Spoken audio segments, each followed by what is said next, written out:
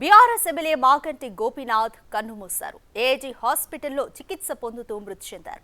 గత కొన్ని రోజులుగా అనారోగ్యంతో బాధపడుతున్నారు మాగంటి. 3 రోజుల క్రితం సీరియస్ గా ఉండడంతో ఏఐజీ హాస్పిటల్ కు తరలించారు. ఇక అప్పటి నుంచి హాస్పిటల్లో చికిత్స పొందుతున్నారు. ఈ రోజు ఉదయం 5:45 మాగంటి చనిపోయినట్లుగా డాక్టర్లు ప్రకటించారు.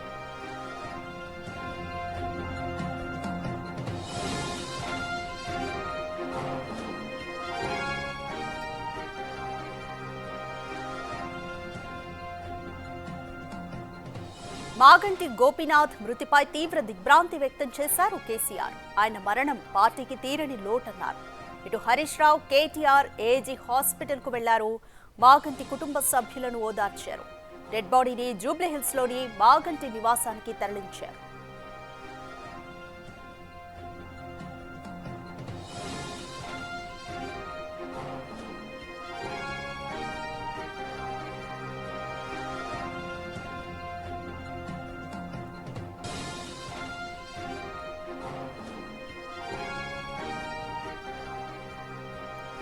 హైదర్గూడలో 1963 జూన్ 2న జన్మించారు మాగంటి. తల్లిదండ్రులు కృష్ణమూర్తి, మహానంద కుమారి. చదువంతా హైదరాబాద్లోనే కొనసాగింది. వెంకటేశ్వర ట్యుటోరియల్స్ లో ఇంటర్మీడియట్ పూర్తి చేసిన ఆయన 1983లో ఉస్మానియా యూనివర్సిటీ నుంచి BA పట్టా పొందారు. మాగంటికి 3 పిల్లలు. కుమారుడు వత్సల్యనాథ్ కాగా 2 కూతుళ్లు అక్షరనాథ్, దిశరా.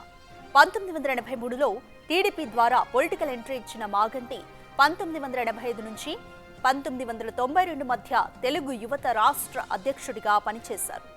ఇక 1987, 1988 మధ్య హైదరాబాద్ అర్బన్ డెవలప్మెంట్ అథారిటీ డైరెక్టర్గా, 1988 నుంచి 1993 మధ్య వినియోగదారుల ఫోరం అధ్యక్షుడిగా పనిచేశారు. హైదరాబాద్ జిల్లా టీడీపీ అధ్యక్షుడిగా సైతం మాగంటి పనిచేశారు.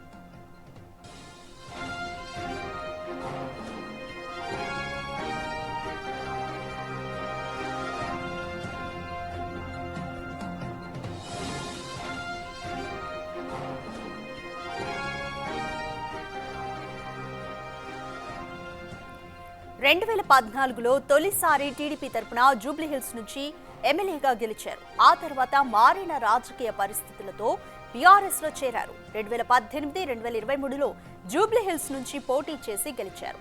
2018లో శాసనసభలో పబ్లిక్ ఎస్టిమేట్స్ కమిటీ సభ్యుడిగా, 2022లో బీఆర్ఎస్ పార్టీ హైదరాబాద్ జిల్లా అధ్యక్షుడిగా నియమితులయ్యారు.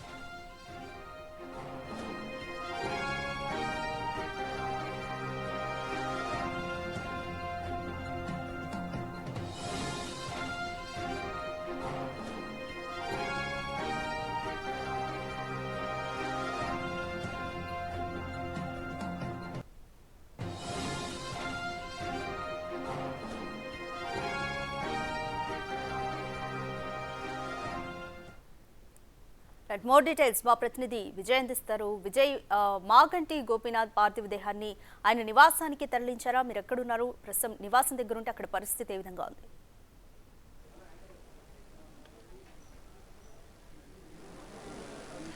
ఎస్ రాధిక, కొద్దిసేపటి క్రితమే ఏఐజీ ఆసుపత్రి నుంచి మాగంటి గోపి గారి పార్థివ దేహాన్ని అయితే తన నివాసానికి కూడా తరలించారు. మనం ప్రస్తుతం ఆయన నివాసం వద్దే ఉన్నాము.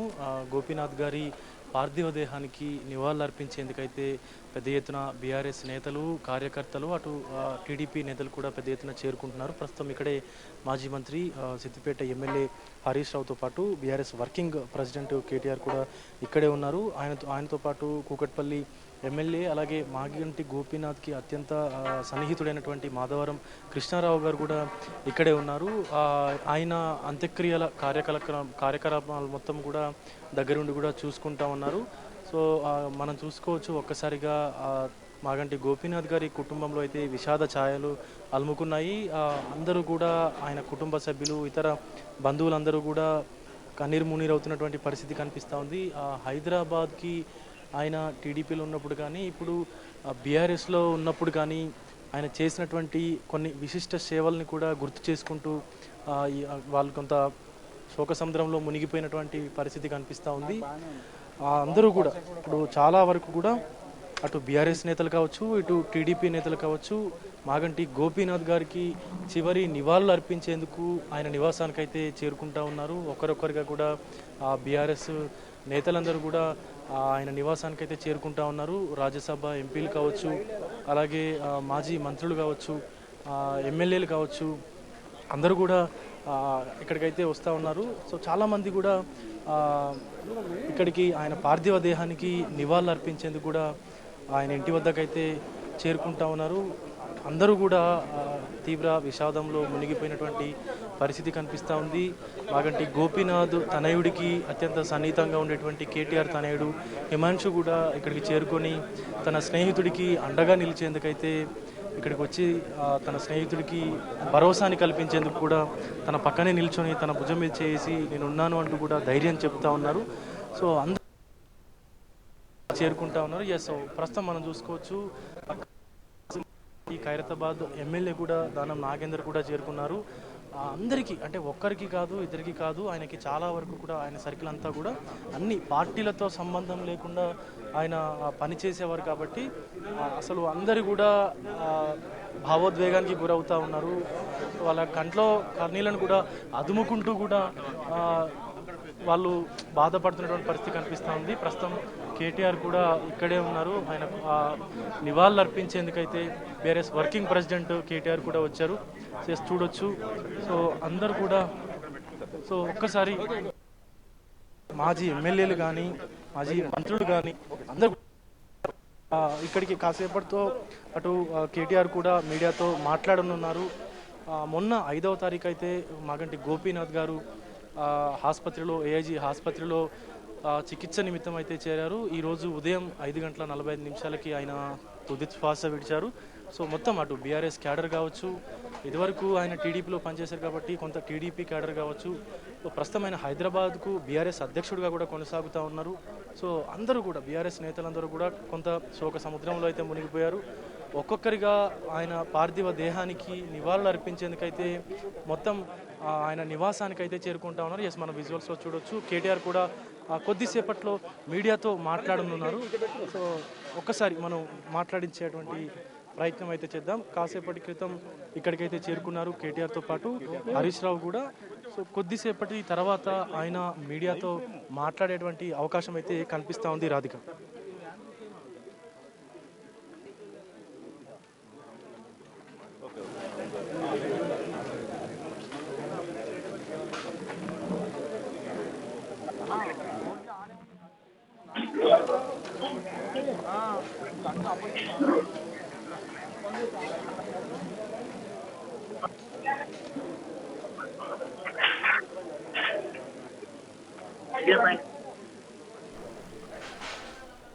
రైట్ విజయ్, మాగంటి గోపీనాథ్ అంత్యక్రియలు ఎప్పుడు జరగబోతున్నాయి? ప్రభుత్వ లాంఛనాల మధ్య ఎప్పుడు జరగబోతున్నాయి?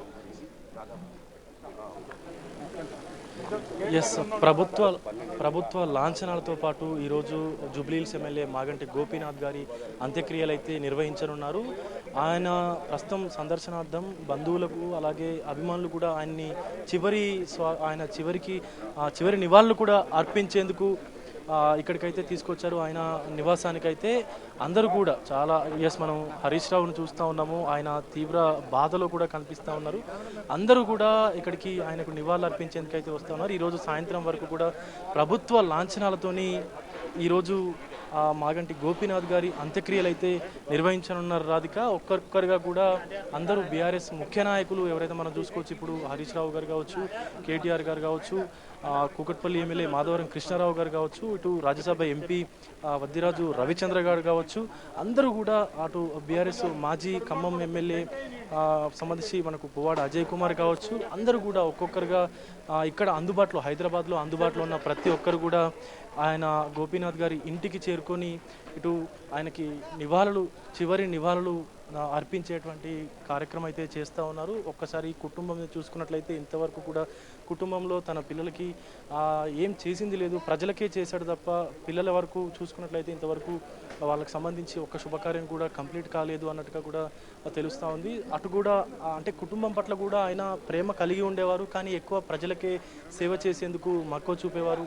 కుటుంబాన్ని కూడా పక్కన పెట్టి ప్రజల కోసం పనిచేసేవారంటూ కూడా అందరూ మాట్లాడుకున్నటువంటి సందర్భం అయితే కనిపిస్తూ ఉంది రాధిక. మనం ఒక్కొక్కరిగా కూడా చూసుకోవచ్చు. అందరూ కూడా ఆయనకి నివాళులు అర్పించారు. పార్టీలతో సంబంధం లేకుండా అందరితో కూడా ఆయన సన్నిహితంగా మెలిగేవారు కాబట్టి అందరూ కూడా ఆయనకు నివాళులు అర్పించేందుకు ఆయన నివాసానికైతే వస్తూ ఉన్నారు. ఇక్కడి నుంచి మరి కాసేపట్లో ఇక్కడికి బీఆర్ఎస్ అధినేత రాష్ట్ర మాజీ ముఖ్యమంత్రి కేసీఆర్ గారు కూడా కాసేపట్లో రానున్నట్టుగా కూడా తెలుస్తూ ఉంది.